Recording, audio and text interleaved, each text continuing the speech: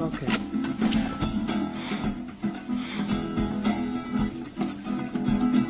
Yeah. Oh, I'll be right back. Where? Hey! Don't mind me. I need to borrow this real quick. Let's see over here. I'll be right. Thank you.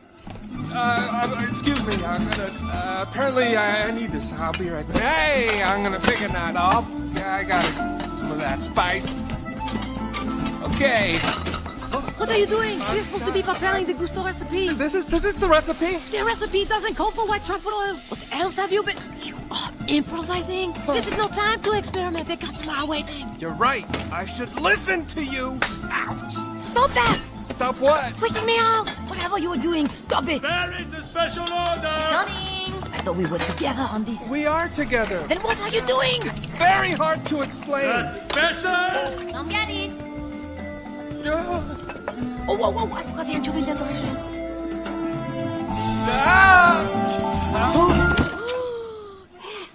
Don't you dare. I'm not. Sorry. Is Linguini's dish done yet? Yeah, it's as bad as we remember. Just went out. Did you taste it? Yeah, of course. Before he changed it. Good. What? How could he change it? He changed it as it was going out the door. I love it! Oh, Sir Dino's already asking about it. About linguine. I have 7 more orders. That's wonderful. Football, football. Football, football, football. Football, football, football. Football, football, football, football, football. Welcome to election night. We're recording this election night. Hopefully you got out and vote. A very hearty oui bonjour to Shawn Melton across the pond in Paris. Hopefully you have eaten some croissants.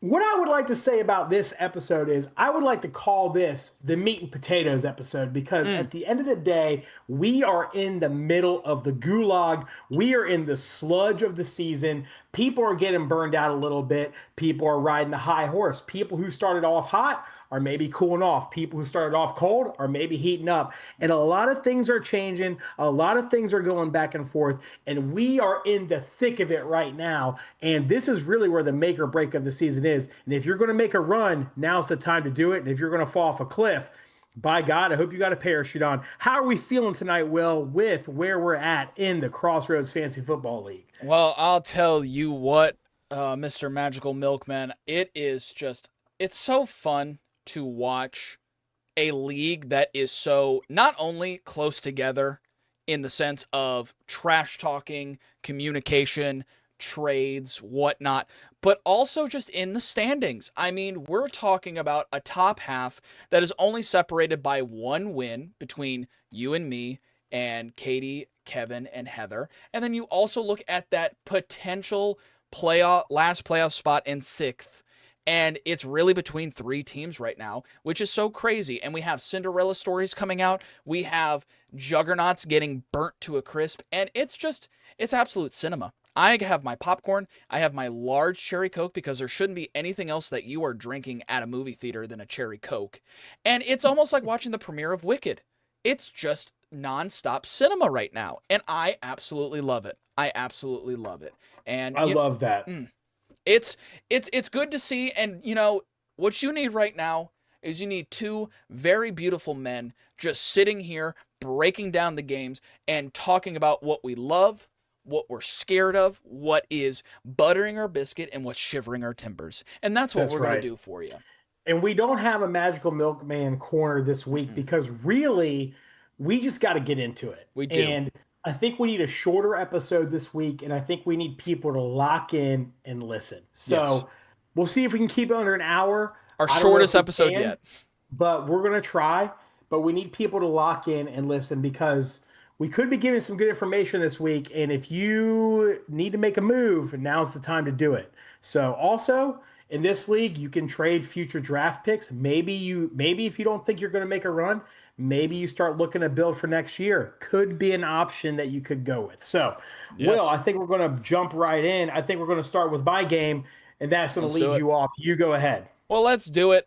Mike's Magical Milkmen just almost getting to the 200-point club, I think for the third week in a row, stopping at a measly, puny 199.8 points versus our newest bottom of the barrel, our newest biggest loser, Gourdzilla, at only 120 points. Let's break it down. Justin Herbert, Tennessee Titans. I thought it was going to be a blowout. It was a lot closer than I thought. Justin Herbert still got you a nice 43 points. Absolutely solid. You can't complain about that. Number 2 overall QB in fantasy right now. Looking great. Your running backs. Alvin Kamara didn't do an absolute donkey's dingus. But Rico came back. Rico came back and did well baby. against a Green Bay defense. I'll tell you what, I would have not seen that coming.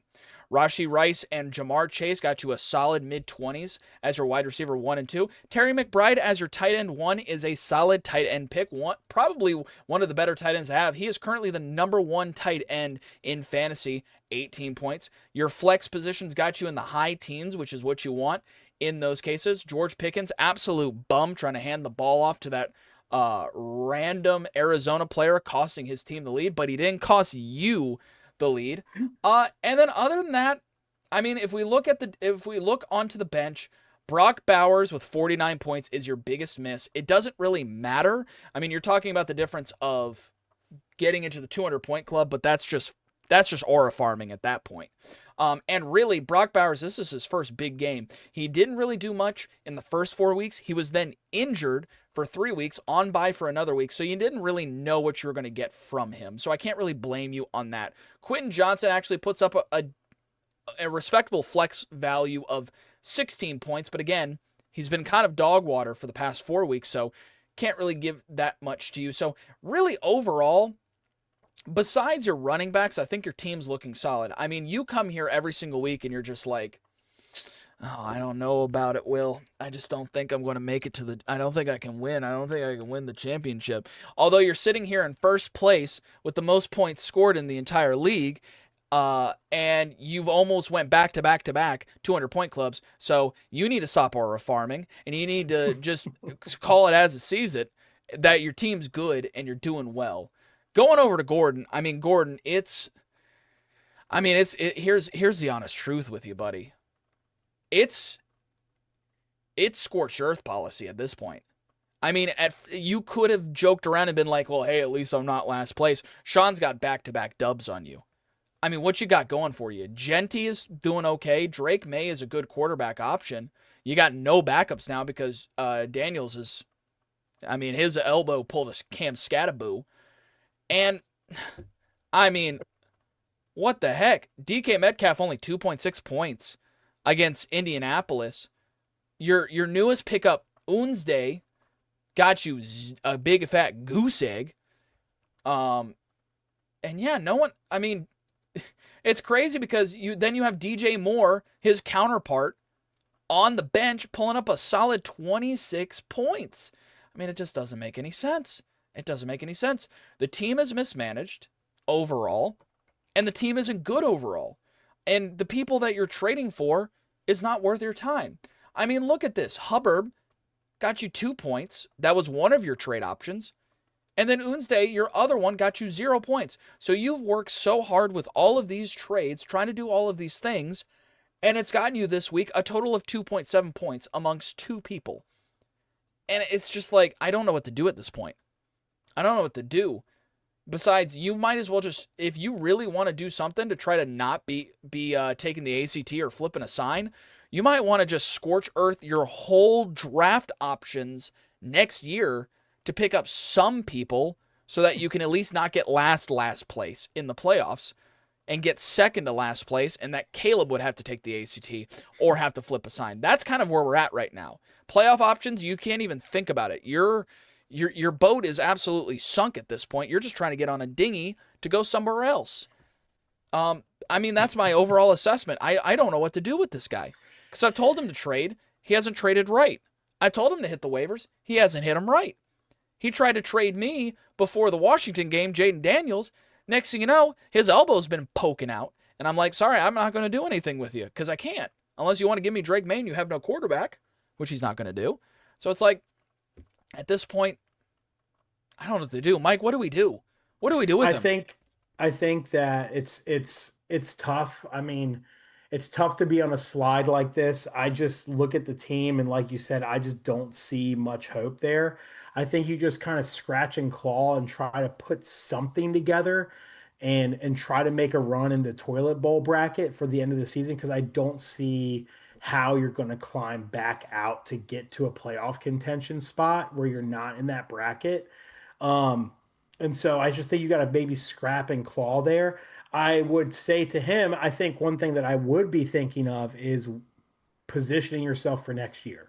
Mm-hmm. And can you maybe make some trades with some people and pick up a few draft picks next year or something like that? But, you know, again, you don't want to get into veto territory on a trade. You can't just mortgage your entire team for people next season. That's going to get vetoed. But I think that if you want to be serious about it, like maybe you could pick up a second round pick or a third round pick and start building your team next year. I think that that would be an option. Genty has been all right. I just don't think he has keeper value. I don't think he's performed high enough to keep him at the level that he was drafted this year. So I don't really see that being a trade, you know, that somebody that you got to cling on to for next year as your keeper. Um, yeah, I think it's tough with Jaden Daniels going down. I think obviously not only did you have high hopes for him as a fantasy quarterback, you had high hopes for him as your franchise quarterback, and it's just been a bust this year with Washington. And I feel kind of the same for Gordon's team that I feel about Washington's team. It's like I feel like the Washington Commanders are in shutdown mode after this week, unfortunately, because they're not going to do a repeat of RG3 and get their franchise quarterback injured because They already did that. Well, they did, but it's not the ACL tear. You know what I'm saying? It was his non-throwing arm that got dislocated. But I'm just saying, I think that was like a wake-up call. Like, whoa, we need to shut this down. They have this, like I said before on this podcast, they have the second oldest roster in the NFL.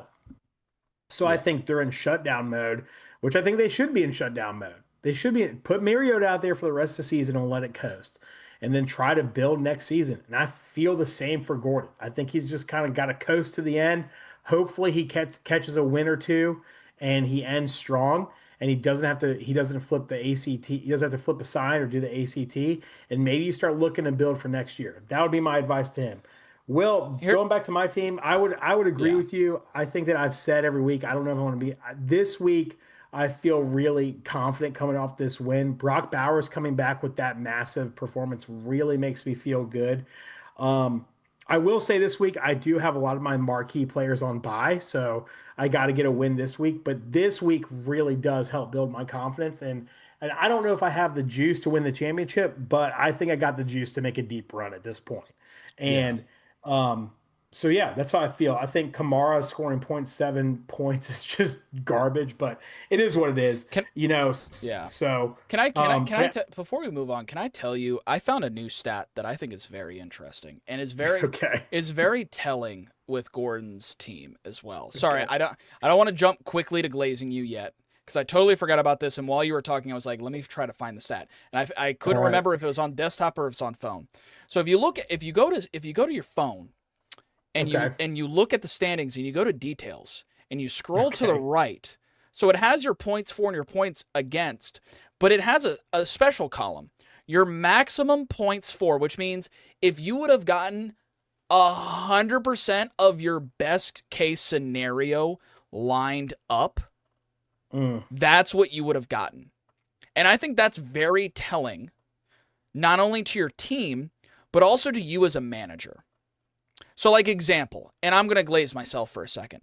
If you look at my points for, I'm at 1724. If you look at my max points for, 1793, which means I have left a total of 70 points on the bench that I could have put in my team to do better. Now let's go to someone like Gordon.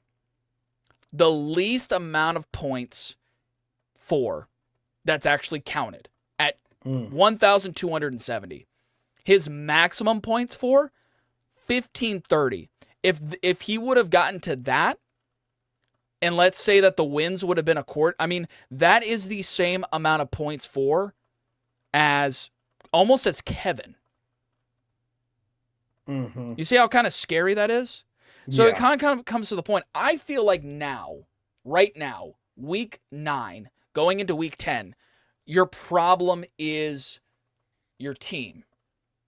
But this stat shows to me that it's not just your team. It is also, as well, who you're putting in and who you're not putting in. Because if we look at, he got 120. He could have maxed out at 164, which would 164 have beaten you? No. But would that have beaten other people if we would have said hypothetically he wasn't going against you? Because you are the number one person in the league right now. So yes, you would have beaten Caleb. You would have, I believe, just beaten Shawn. You would have beaten Kevin. You would have beaten Heather. You would have beaten Joel. So it's one of those things of like, you can talk about, oh, my team this, my team that, yada, yada, yada. You're not putting the right people in as well. Yeah. I'm seeing it from a long-term, season-long perspective of you're leaving points on your bench, but I'm also seeing it in a short-term perspective of this week specifically. Does that make sense? It does make sense. It's a tough stat. It's a tough stat to see. The only thing I would say in counter to that is how many of those decisions would have given him a win that week. You know what I'm saying? That's and true. I mean, that's but I agree. Like if you look at the you don't want to see. I mean, it's just tough to see. I mean, points for he has the lowest of. But you could make the argument if he had the same points differential of points for versus maximum potential points for as me, only 70 points different, then you can just put your hands up and be like, the team's just not good enough. Yeah, I hear what you're saying. But there is a question on the table of like, you could have done better as a manager to pick the right people. Yeah. And I think we also need to go into the question of, is a quarterback a good first keeper in a keeper's league? Well, I think the people who because he kept Jaden Daniels is what you're saying. I think the people who did are struggling right now. Because think about it. Gordon is now in last place and he kept Jaden Daniels. Heather kept Joe Burrow, and that boy's been riding the IR since when?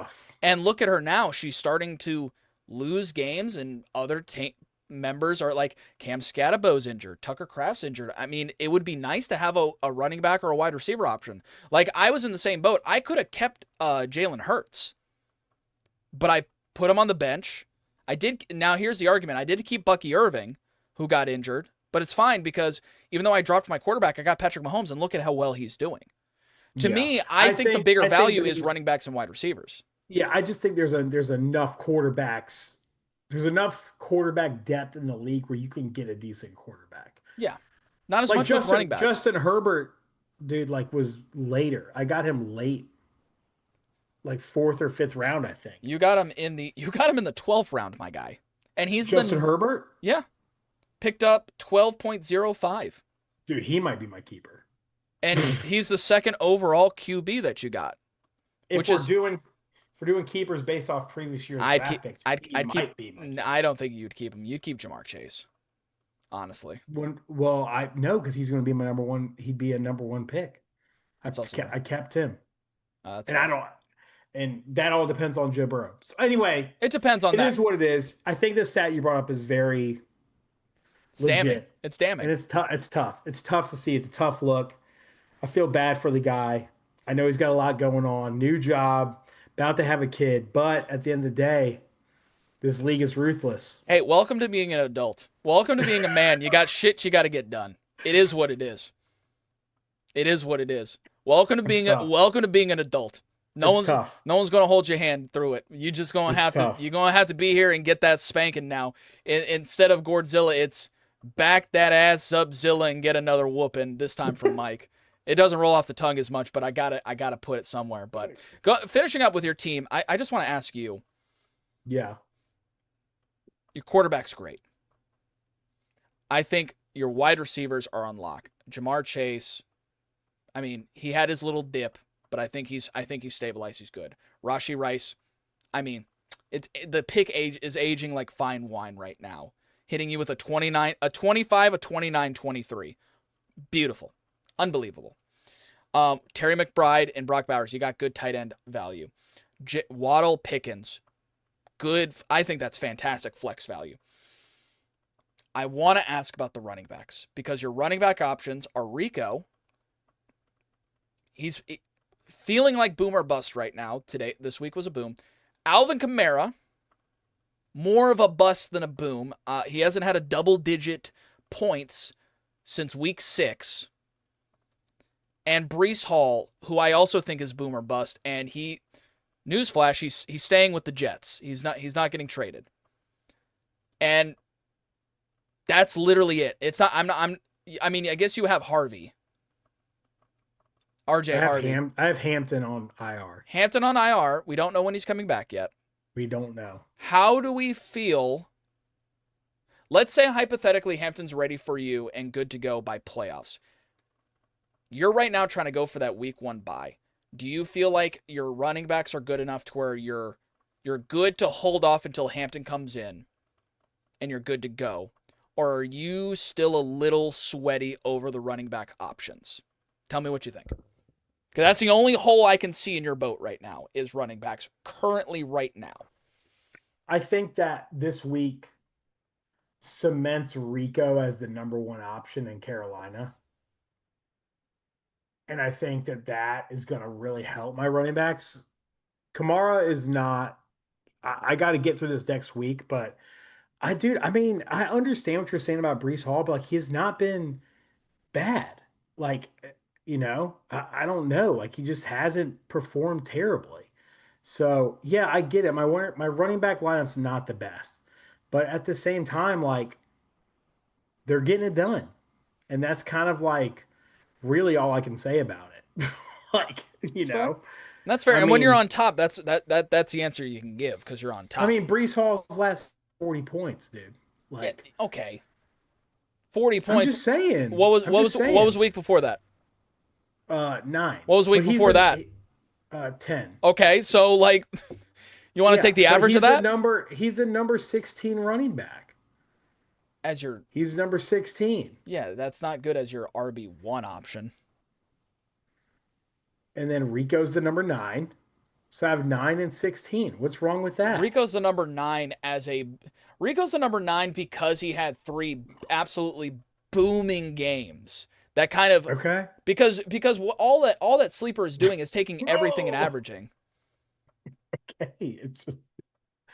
I don't know. I'm just reading the stats. If you're going to read the stats off about Gordon, I get to read the stats off about my team. And I agree, but you can also agree with me that Carolina as an organization right now, and also they have the same record as the Chiefs? Okay, yeah, Chiefs are having by far the worst season period of their period, same dynasty record period. As the Chiefs just beat the Packers on the road. Oh my goodness. Who is Mahomes throwing to? I'm just saying, the win against Green Bay, I will give you guys, was crazy. Did not see that coming. I'll give you that. Okay. I'll give you that. What do you want me to do? I mean, what do you want me to say? I'm just telling you is you're throwing they're those 5-4. They've beat the Cowboys. They beat the Packers. Cowboys are ass. Donkey.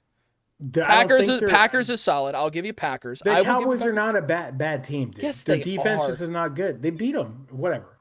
The Cowboys are so bad. Okay, we're moving on. We're just talking about semantics now. All I'm saying is that statistic-wise, I think you would agree that Rico's boom or bust and Breece Hall, I think also is boom or bust. Again, you're on top, so you can say, who cares? I'm still winning games. I just wanted to ask. They're the 16th, the number 9 running back. Number 9 because the same stats is saying that he's number 9 is the same stats that is saying that I'm averaging 200 points a week because I had one week where I got 260. You just act like points. Breece Hall is like the 30th running back. He's not. He's not. He's 16. Great though. He's not that great. He's 16. Okay.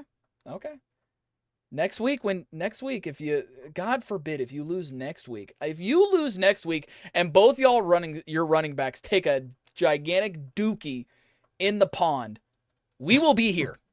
Moving on. Fine with me. All right, moving on to a game that was a little closer than I think we all thought it was going to be. Mm-hmm. But you sneak out the win. Andrea Holden Redlinger versus Sutton Smell Like Shahid, who just got traded. Went with the stepmom name. 175 to 161. Yeah. I mean, you still come out, you score 175, which I don't think is a bad score at all. So kudos to you on that.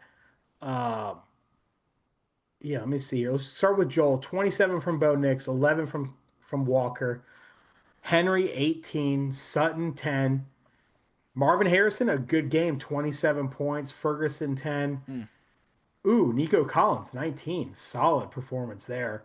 And bench, he basically, he pretty much started everybody he needed to. I think he was 100% accurate on Yeah. his. So for you, Mahomes, a down week from Mahomes. His first Gibbs one, Gibbs with 5 points. That's Joel was 100% on his picks. I was Warren 88%. 17, JSN another monster 30. Dude, T Higgins 39 for you. That came out of nowhere. Gadsden 13, Tracy 9. Yeah, again, I think your team just kind of underperformed here, which, is really interesting, some of these scores. Like, Gibbs with 5 points is pretty crazy. Patrick Mahomes' his first bad game, so you can't really knock him for that. It's against Buffalo. My question to you is, why Sam Laporta on the bench? I don't understand that move. Like, so, he's been a good performer. He has.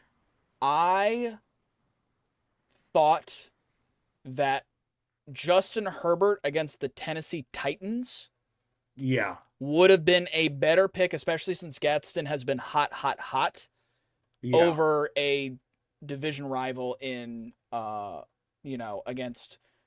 Sam Laporta against the Vikings. So that's where I was like, maybe that might be the 1 week where I do that, because they play Washington next week, so I'm obviously going to switch that out. But obviously it was the wrong pick. Completely wrong pick. I'll put my hand up to God and say, not the right move. Yeah. I just don't see. I understand Gadsden playing because he's had those good games. He had that 135-point game 2013. I think if I'm you, and he plays Pitt. They play Pitt next week. I think if I'm you, I'm sticking with Sam Laporta. I just feel like Goff is going to find Laporta more than Herbert's going to find Gadsden on the reg. So anyway, that's kind of my thoughts on that. As far as Joel's team, I just think he's a scrappy team, and the thing that scares me about Joel is I feel like for him to win, he's got to get the right matchup against the right other fantasy owner. And I think he shows signs, like we said, of that 170, 180 score, but he just has never come close to the 190, 200, I don't believe. And I think that's where he's really limited. And I just don't see his team having that blow up potential. So that's kind of my take on him. I think that he's obviously made some good moves, like starting the right people. He's made some trades that have not been bad. The one that he just made, I don't know. I don't really understand that one. So the one he made to Gordon, what's his tight end options here? He had Jake Ferguson with the Cowboys, who is not terrible. Yeah, but not he's great. Got Schultz. He does have Schultz. No, he just picked up Schultz. That was the trade. Yeah, I know, but I don't even know, is Schultz any good? Like, what's the scoring on Schultz? I'm not sure. Let's see what Schultz is rated. Where are you? Oh, it's already shown it going through. Where is Joel? I got him right here. Schultz is currently the 17th. He's currently the 17th overall tight end. This makes no sense to me. I don't understand this trade. Who did he currently? Well, so 17th. He traded 17th. Jake Ferguson apparently is the number 2 overall tight end. Yeah, but it's like you said, he had those blow up weeks. But I mean, He did. 16, 5, 24. I mean, I don't understand. Yeah, not only he gets Schultz. He gives up. I mean, was he defense? I mean, but also, did he really give up anything for Schultz? And is he using Schultz as a tight end, or is he using him as a flex option? Because his flexes, I mean, Nico Collins honestly can go into. No, I mean, Nico Collins can stay where he's at. Shaheed uh, is really gonna depend on how well he does in Seattle. Like, Shaheed has not done fantastic. So maybe he puts Schultz in that wide receiver, running back, tight end flex option, because Shaheed going to Seattle, I don't think is really good for fantasy owners, because he's going to be filling in for the Cooper Kupp position, because Cooper Kupp is injured, and he's going to be back up to JSN, who is taking almost everything. Not only that, but in this past week of the game that JSN was in, he had who was the rookies? What was the rookies guy's name? Horton. Horton was taking touchdowns from him, who's the rookie. So, like, you have Troy Horton, the rookie. You have JSN, the leader, and now you have Shaheed. So it's kind of like one of those things of, like, maybe Joel does not like where Shaheed is headed, and is like, I might need to put him on the bench because I don't think he's going to get as much love in Seattle, fantasy-wise, and so I need to do something. And so I'm going to get Schultz, and I'm going to put him in that position. Yeah. That's kind of like, that would be the only thing that would make sense to me. Yeah. Yeah, I guess you're right. I mean, yeah. I mean, Schultz has not had terrible scores. So, Joel, if you watch this part, I would love for you, if you want to, express why you made this trade, because I don't understand it, but it is what it is. You made the trade, and I guess to your point, Will, he didn't give out much to get it. So Yeah. I don't think we need to focus a ton on your scores, just because we kind of already broke it down. But the thing I do want to focus on is Joel falls to 3-6. And Tori is now at 4-5. So Joel he's in danger mode right here. He's currently leader of the losers in the losers bracket. And that is danger mode for Joel. He's got to now. Joel does get Caleb this week. Yes, but look after that. I've already looked all the way up to week 14, and it's not good. It's not good. He's got a hard stretch coming ahead. So really, what needs to happen is he's got to win this week. Yeah, he's got to win against Caleb, so because it's a big win, because he's got to win, and he's got to hope Tori loses to me. Well, I mean, that would bring him back. That would bring him back same record, which is really what he needs. That would, but I mean, here's the honest truth. Like, Joel, and this is to break down for the people who aren't looking at it actively as we are looking at it right now. Here's all the way up. So week 15 is playoffs. So you need to be in by week 14, by the end of week 14. Here are his upcoming games. Week 10, he has the easy game against Caleb, but also it's not easy because we've seen Caleb have blow up games. It all depends on well Josh Allen goes. So it's not like a Gordon game. It could be a hard game. Then he has Katie. Then he has where is it? Gosh, it's always hard to find these people.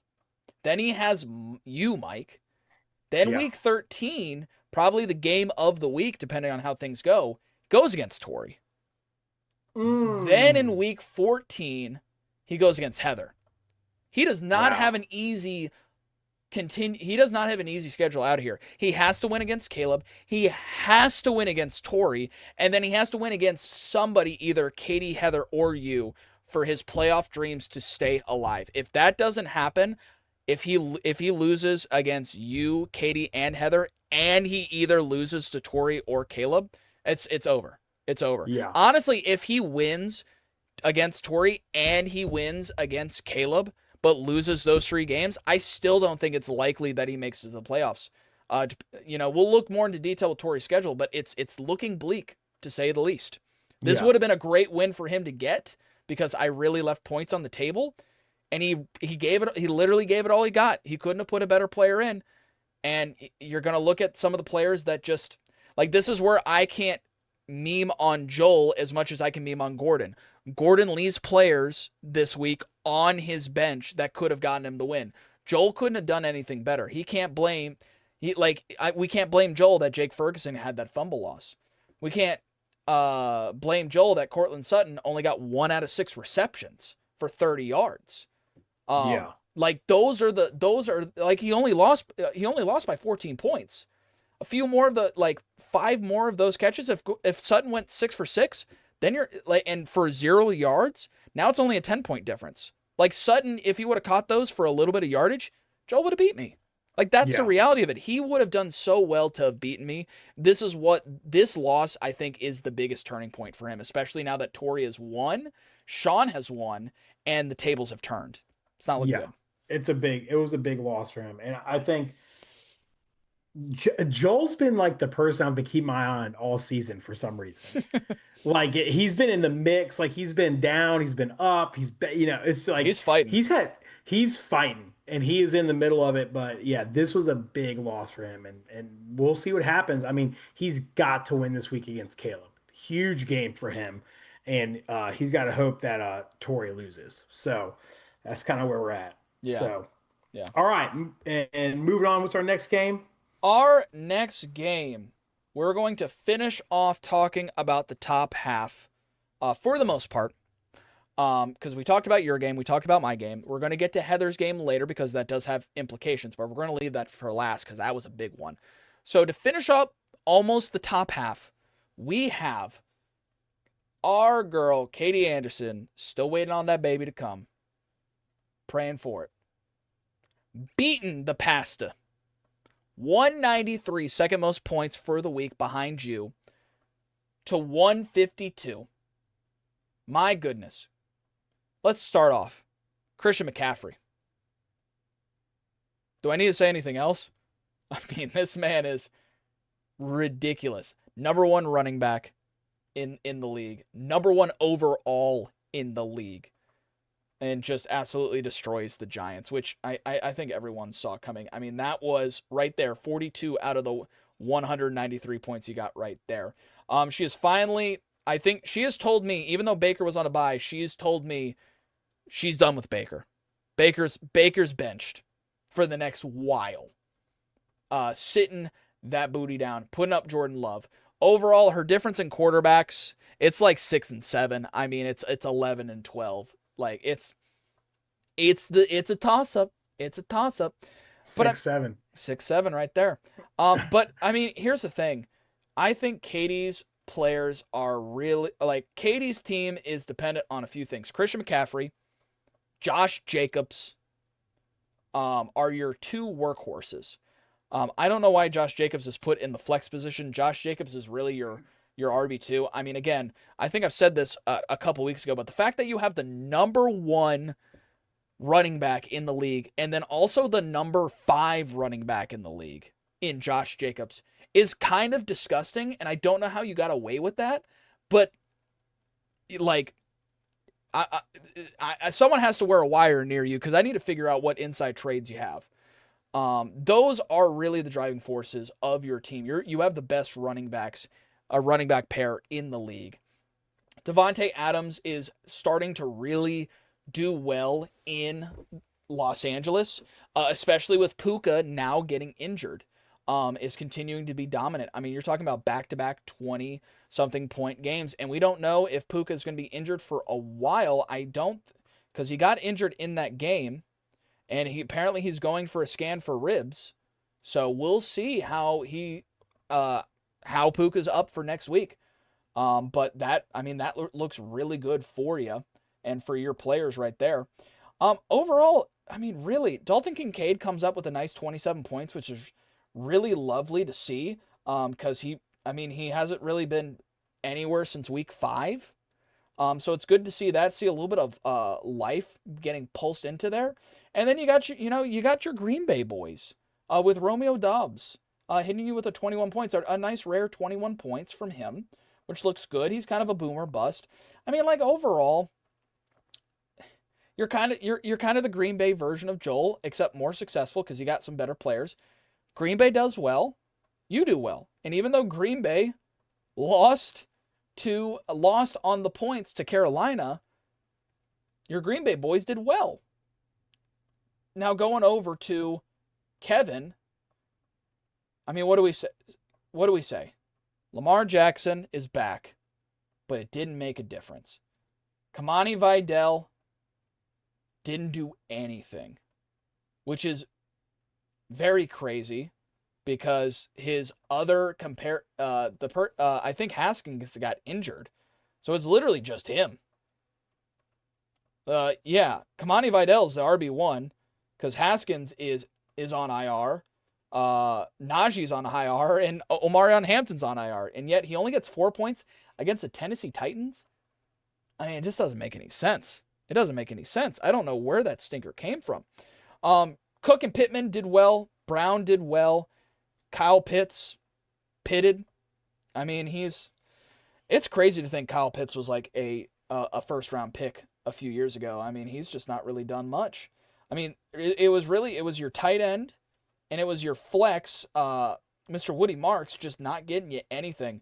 And then let's just, can we talk about it for a second, Mike? I want you to scroll down for me. I want you to scroll down, not one position, not two, not three, not four, not five, not six, not seven, not eight.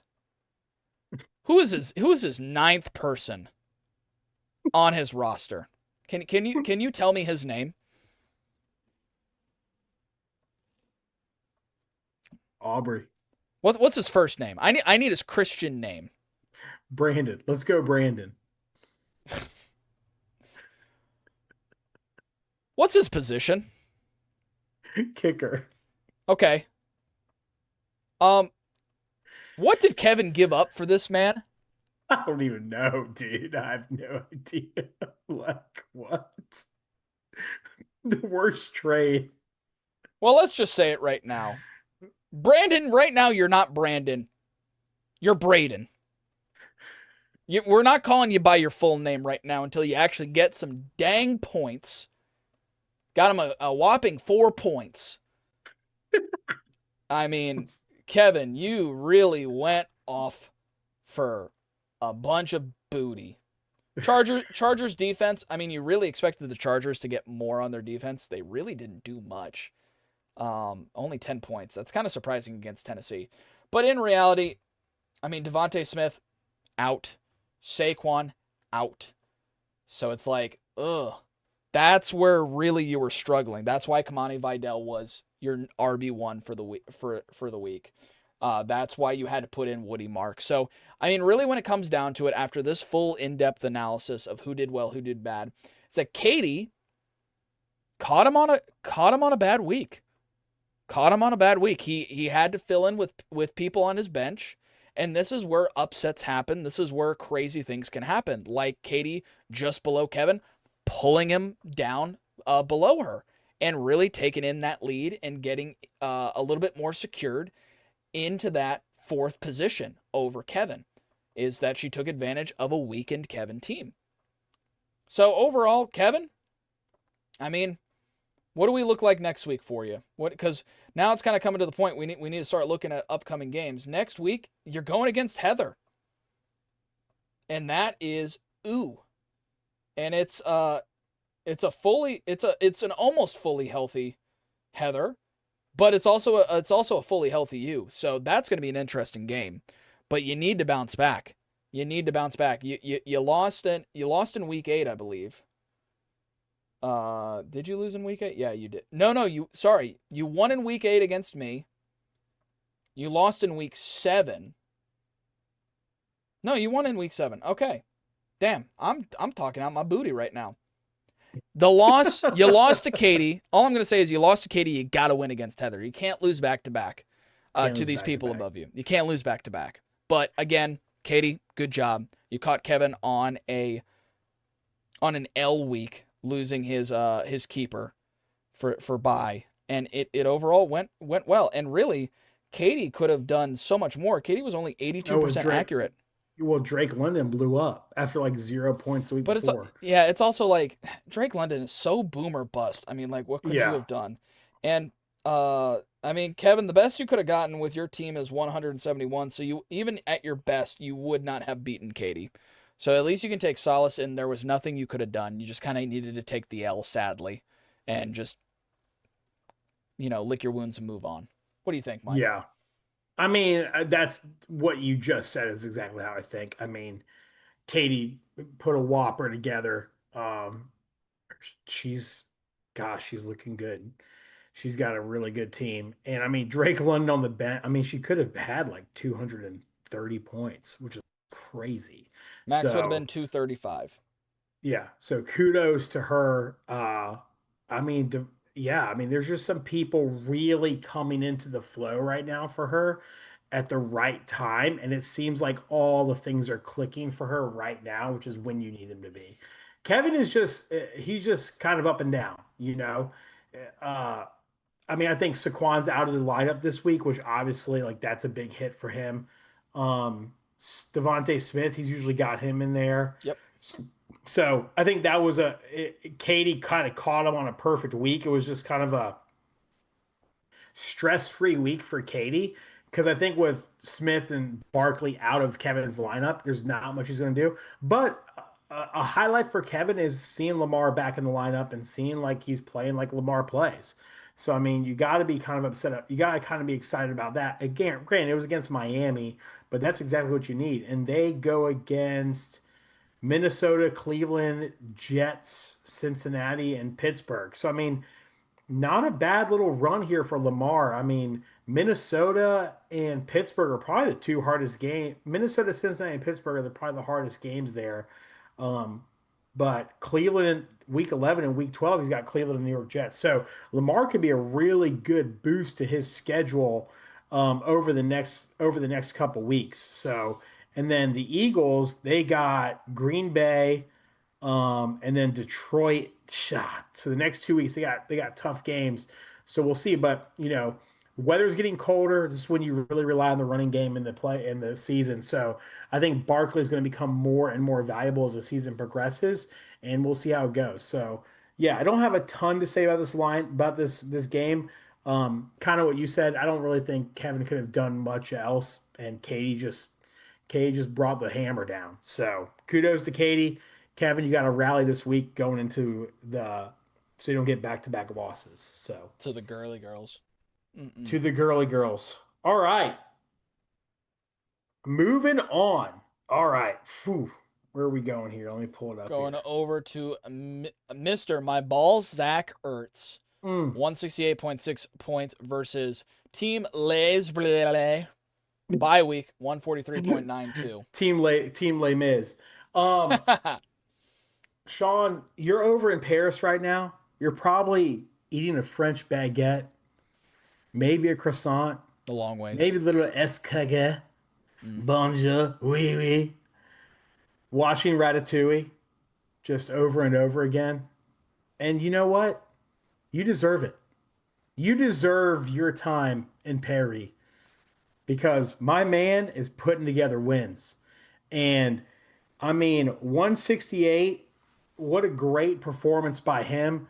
You got to give him credit. Bijan, Brown, Justin Jefferson, tight ends, kind of rough getting down into the deeper part of his lineup, but he's winning where it counts.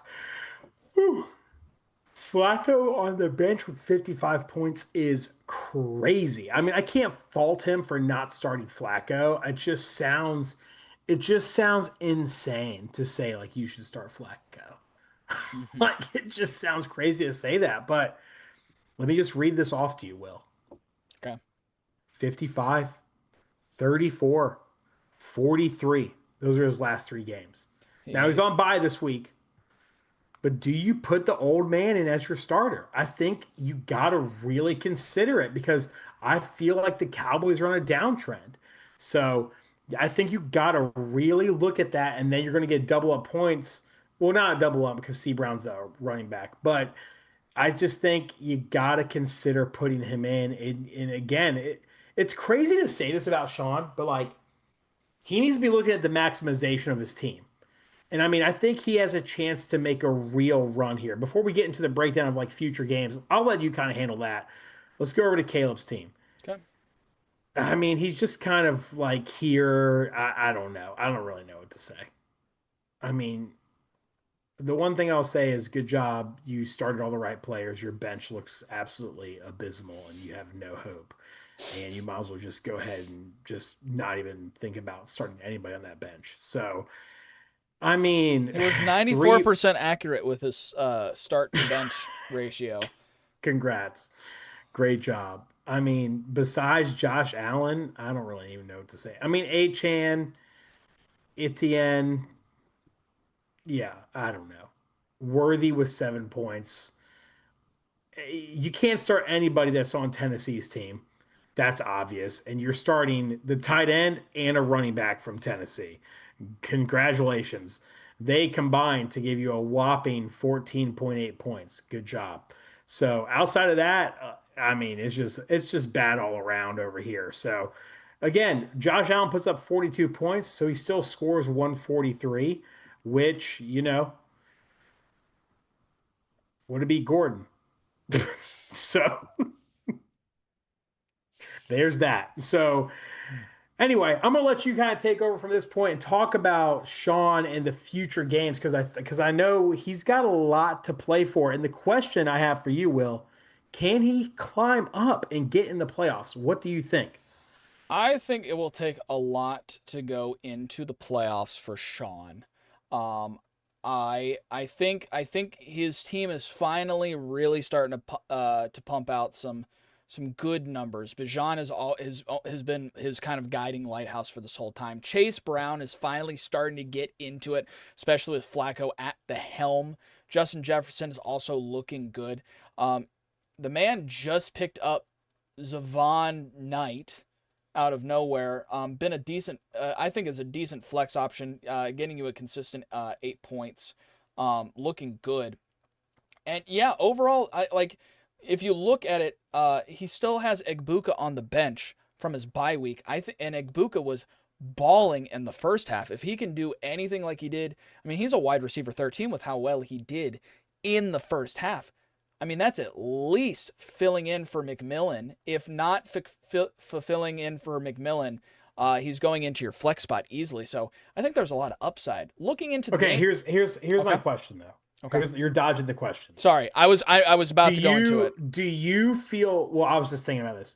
Do you feel better about Shawn making a run to the playoffs, or do you feel better about Joel getting in the playoffs? Well, I think let's look at the three potential candidates. Let's do before we look at it with just what's your gut feeling say before I think my gut feeling overall with the three potential candidates is I think Tori is going to get it. I think Shawn will be next in line, and then I think it will be Joel. Let's do the future. Let's do the future thing now. So let's see what we got. Let's break it down. So currently we are in the setups. You're gonna keep the scores or like the overall placements while I go over the games. Okay. So we go into week 10. We're currently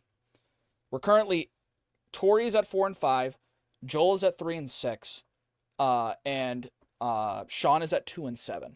Going into week 10, Shawn goes against Gordon. I consider that a win for Shawn. He goes to 3-7. Okay. Joel goes against Caleb. I think that's a win. I think Joel goes to 4-6. Okay. Tori goes against you, but it's a weakened version of you. And I would like to believe that she sneaks in a back-to-back-to-back win. That's what I'm going to believe because she's my sleeper pick, and I'm fully backing her. So I think everybody wins in week 10. I think it's going to be upset city. I think it's going to be because I think she's going to, just like she's been doing against Heather and against Katie, I think she's going to punch you in the mouth. Okay, well, let's say everybody wins in week 10. That means nothing changes. Nothing changes. So let's go to week 11. We go to week 11. Okay. Shawn goes against Kevin. Very winnable game. Very winnable game, but I don't think he wins that game. I think Okay. I think Kevin holds.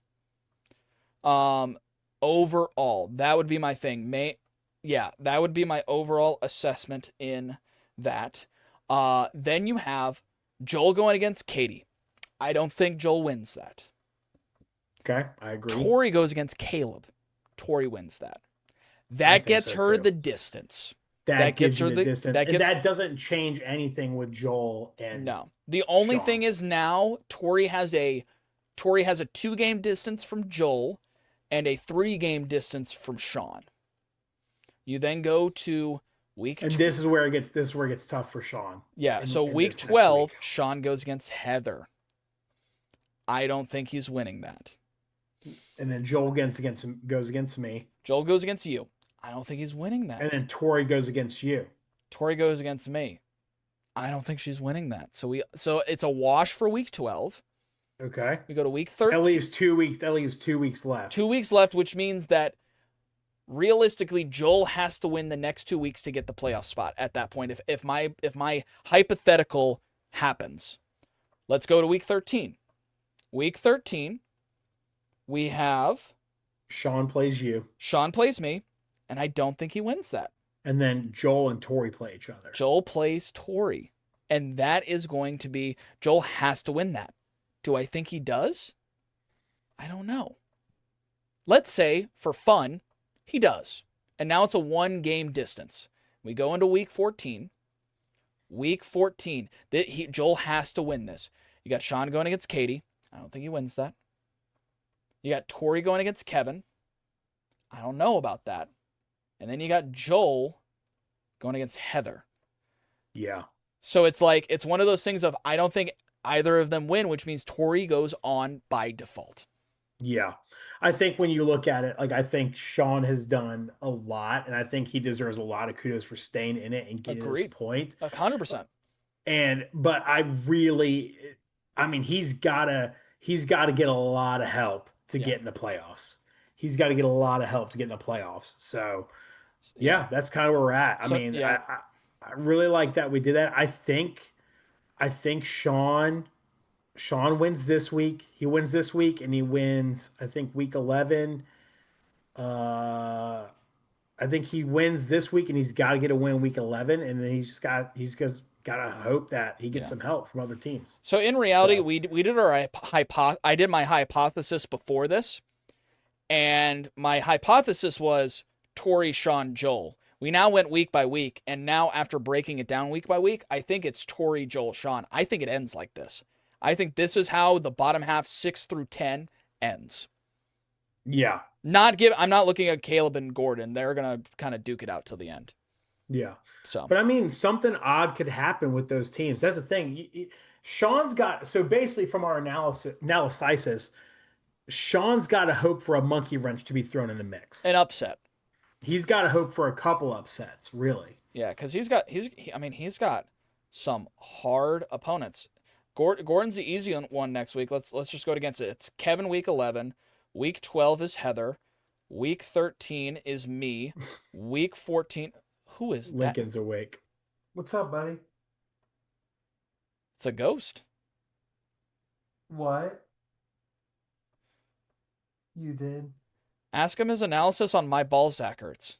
He had a bad dream. I'm gonna go put him in bed. You continue. Let me go put him in bed. I'll continue. Hello, America. Welcome to the CRFFL podcast with your only host, Big Old Tumnus. Going back to it. The biggest thing with you, Shawn, is you need to have an upset against one of the upper teams. Let's go back to the analysis. So week 10, you go against Gordon. I think that's the win. Week 11 is Kevin. So that's one upper team. Week 12 is Heather, another upper team. Week 13 is me, another upper team. Week 14 is Katie. Literally after Gordon next week, you have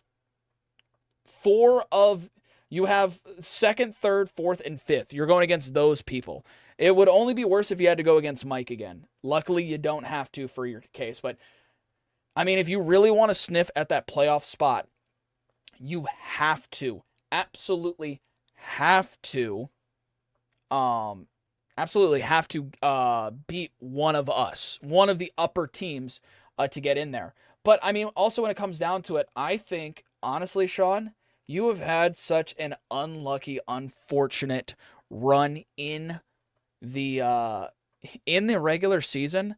I think if you finish the regular season in 8th, maybe 7th, and you win week 1 in the losers bracket, and you're guaranteed not to have to take the ACT or take the sign flipping job, I think honestly you say, you know what?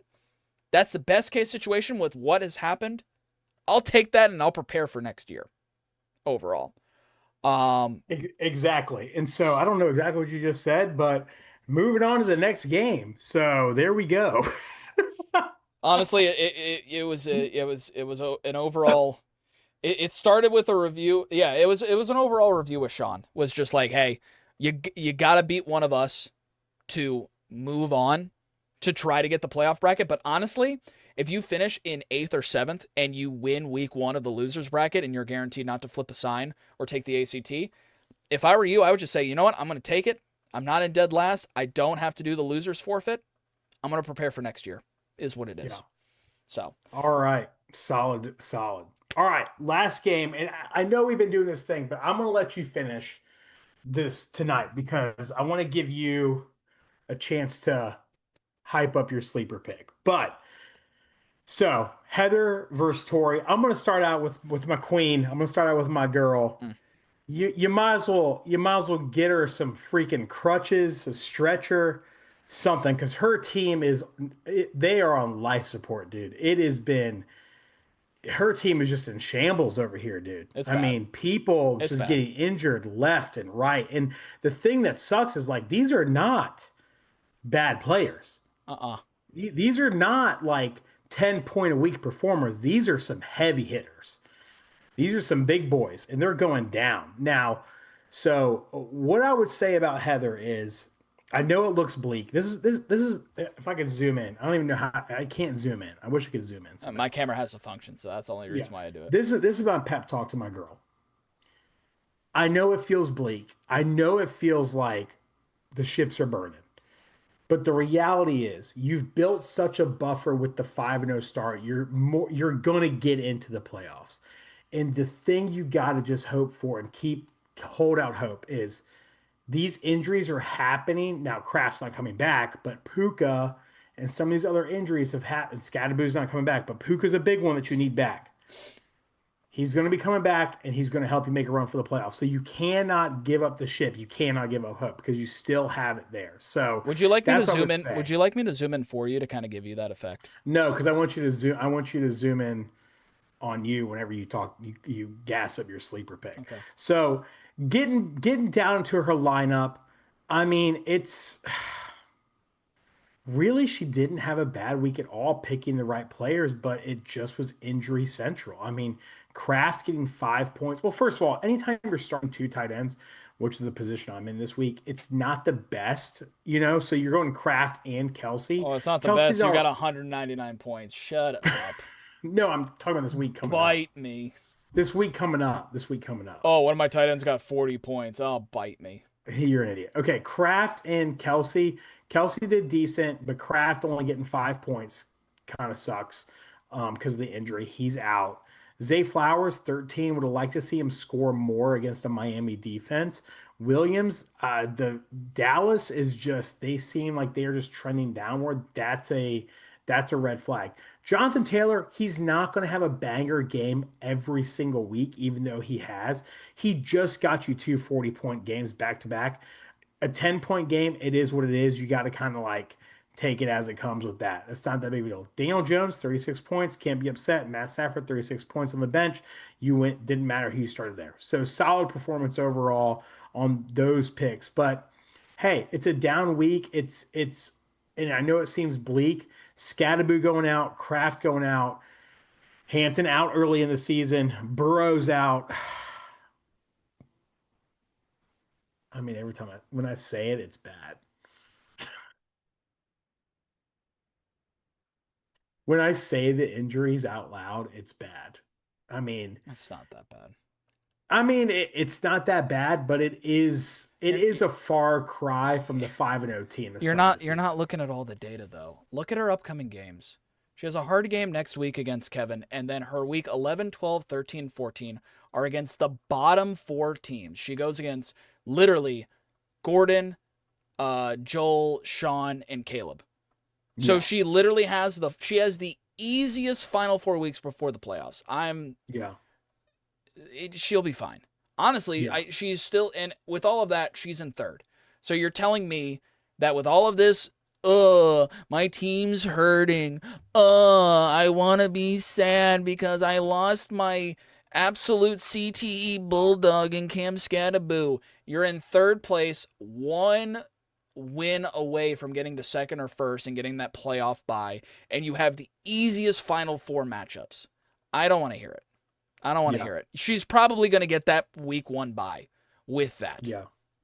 So if we go in the time capsule and we go back 3 weeks, actually 4 weeks, and we're sitting here, we're doing this podcast, and I think we said game to watch of the week would be Tori and Shawn. And then we looked at the forward schedule and we said we projected out. It's like, Tori's got Shawn, and then she's got to play Katie and then Heather. She's probably going 1 and 2. This chick just rattled off 3 wins in a row. And so all I'm going to say, and this is what I'm going to leave you with for you to lead in. I'm going to throw up a softball. And I want you to knock it out of the park. What's up with Team Girly? What's up with the Girly squad? Because last time I checked, Tori's out here delivering L's to the girls. And what's up with Team Girls? Because if she's Team Girls, she's giving them L's left and right. So that's where it's at. She's routed off 3 wins. Has the sleeper arisen? Has the sleeper awakened? What's your thoughts? I think the easiest thing to say is the sleeper was never dead. The sleeper was just sleeping. And she's woken up. And she's ready to play. Besides my 1 week of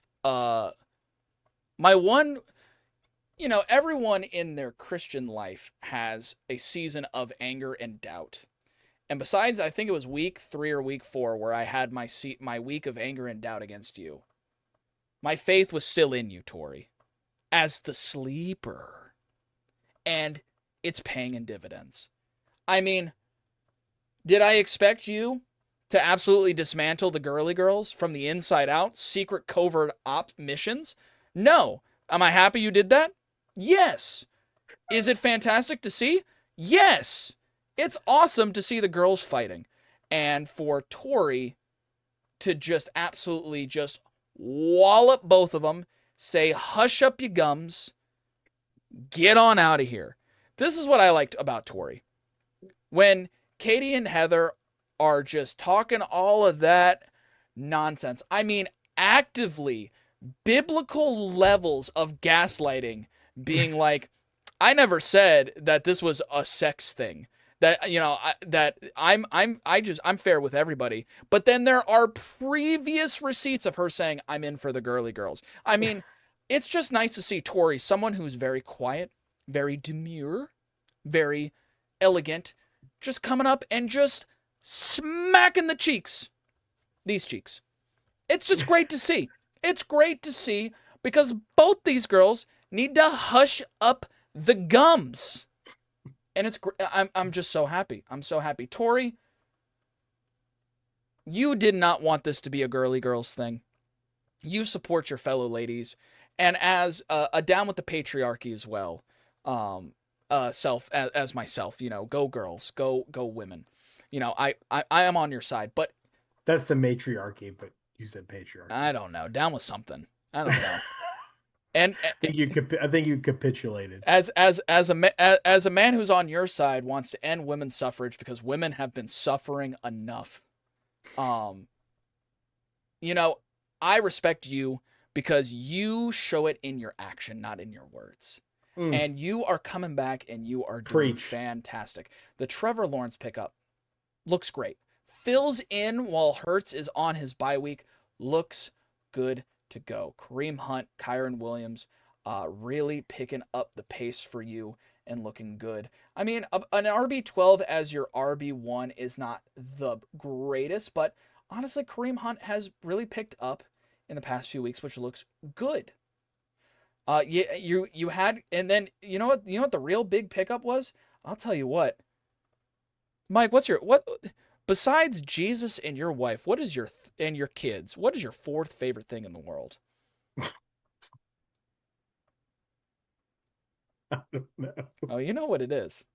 I don't know where I'm going. Jersey Mike's? Okay, what's your fifth favorite thing besides Jesus, your wife, your kids in no particular order, and Jersey Mike's, and maybe ECU football, and then maybe your co-host? What's your seventh favorite thing, specifically with fantasy football? You talk about it every week. The waivers. The waivers, baby. And when I look at a waivers pickup, to end all waivers pickup November 1st for $0. Kyle Monagany filling in for DeAndre Swift. This is why I like Tori. She doesn't say anything in the group chat. She looks at the waivers. Swift's out. Let me pick up the rookie. 33 points. Also, I would like to do a callback to a receipt. I believe it was Gordon saying there's nobody on the waivers. There's always somebody on the waivers. Gordon could have used the 33 points. Gordon could have used the 33 points. That 33 points would that have done anything for him? Not against me. Oh, well, one sec. Let me see.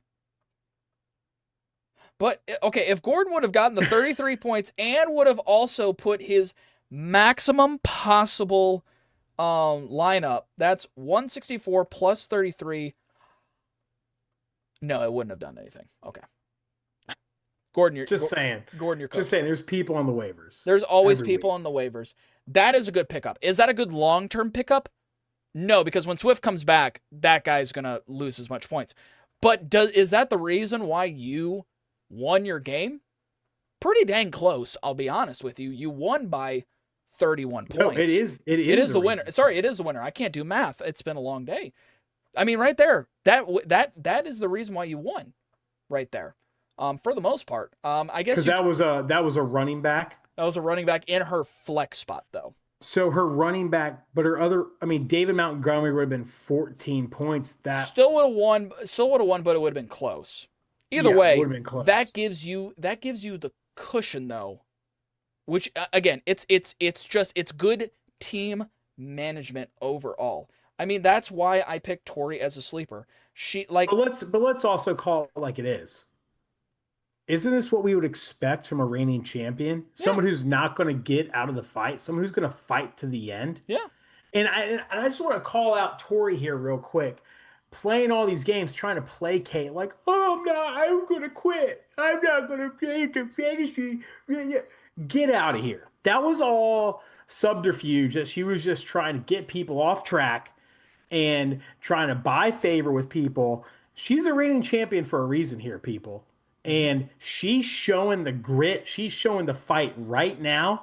And, I mean, to go 3-0 in the last 3 games is just honestly mind-boggling. And it's not just a 3-0, because if you would have had a 3-0 against Caleb, Gordon, and Shawn, it'd been like, oh, cool, you did what we expected you to do.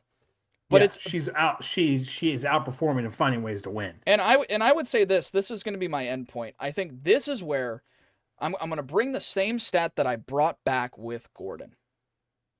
You look at Gordon and you look at the overall points for versus his maximum potential points for was 1,270 out of a potential best case scenario 1,530. I mean, that is almost a 300-point difference. And you look at to specifically this week, Gordon scored 120 points, but he could have gotten a maximum of 164. Flip over. That's where you can put your hands up and say, hey, it's not just your team. It's you as a manager as well, you also got to hold that. Statistically, you have to hold that. I think Tori's the opposite, and that's why she's my sleeper. Tori does not have the best team. She doesn't. There's a lot of problems in her team. And part of that is also she's dealing with injuries and yada, yada, yada. Everyone deals with injuries. It is what it is. You need to suck it up. Everyone needs to suck it up. Everyone deals with injuries. It is what it is. But look at her stats. 100% potential points that she could have gotten out of this week, which is fantastic to see. That's including this waiver wire pickup that she picked up 3 days ago. Genius. So you got the waiver knowledge, you have the team picking knowledge, and then you look at the overall points. If you go there, I think she's doing pretty well also. And so I can pull in the stats back up. She has scored a total of 1,401 points out of a possible 1,590. So there's 190 points. It's a better overall look, and it's a better this week look than Gordon overall. You're looking at, that's technically a better split than you, Mike, and you're leading. Or close, it's close to you and you're leading. It's better than Heather, and she's in third. It's much better than Katie, and Katie's in fourth. So that is where this stat that I found this week is it really shows who is managing well. And I think that's why Tori has always been my sleeper, besides that 1 week of unfaithfulness. Forgive me, Tori. But this is why she's my sleeper, because her team is not good. But she is taking that not as good team, compared to me, compared to you, compared to Heather, compared to Katie, even compared to Kevin, and she's making it work. Because I think if you would have taken that team and you would have put it in other people's, I think if you put it in almost anybody else's lap, they're not going to get as much value out of it. I agree. And I'll include myself. I might not be able to get as much value out of it as Tori's getting out of it. I would agree. I think that she's putting on a very good display of how to manage a team. Yeah. She just is. I would throw Shawn in there too. I think they are both doing what they can with what they have, and they're getting wins, So kudos to them. I think that's great, but I think Tori is obviously performing at the top of that heap of making much with little. Just like Jesus fed the 5,000. You bring a little bit of fish, you bring a little bit of bread. They didn't even count all the women and children. They just counted men. I don't know how many times I've heard that in a sermon, but I've heard it a bunch.